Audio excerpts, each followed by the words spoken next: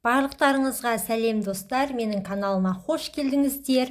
Бүгін сіздерге пияз сорпасы бүйректегі тасты құртады. Осы жөнінде ақпараттармен бөлісетін боламын. Ендеше видеоны соңына дейін қараңыздар. Жас кезде көбіміз денсаулық туралы онша ойлана бермейміз де, кейін басымызға түскен соң түрлі ем тәсілдерін жинақтап жүретініміз рас. Менің де керек болып қалар деп түртіп алып жүрген кітабым бар.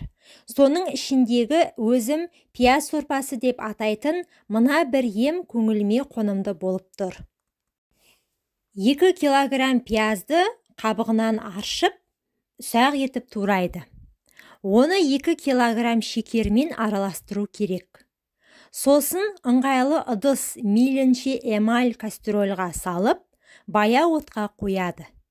Асты күйіп кетпеуі үшін жиі қозғап тұрған дұрыс.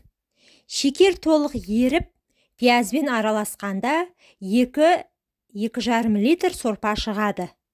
Оны шағын шыны ыдыстарға бөліп, құйып қойған жақсы. Салқын, қараңғы жерде сақтаңыз. Тозаңғышқа салуға да болады. Бұл 3 апта, яғни 21 күндік бір емдік курсқа жететін мөлшер.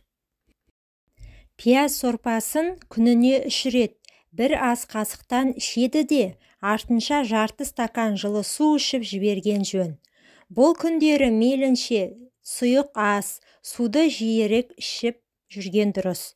Бүйрегінде, несеп жолында құм, тұз бар адамдар 2-5 күн аралығында зәрмен бірге тұздың еріп, майда құм мен ұсақ тастардың түсе бастағанын байқайды. Бала күнімізде ағаш басына шығып алып, көкөрік пен алманы тұзға батырып жеуші едік қой. Сіріңкенің қорабына тұз салып алып, тіліміз қойылғанша, қарнымыз тойғанша жейтін едік. Осының барлығы іссіз кетпейді екен. Есейе келе бүйрек сыздап ауырады. Егер сізде осындай жағдай мазаласа, пияз сорпасын қолданғаныңыз дұрыс. Ірі тас болса, орнынан қозғап, қатер төндіреді дейтіндей емес екен. Тұз бен құмды шығарады. Назарларыңызға рахмет. Менің каналыма тіркеліп, видеоға лайк басуды ұмытпаңыздар, пайдаларыңызға жарасын.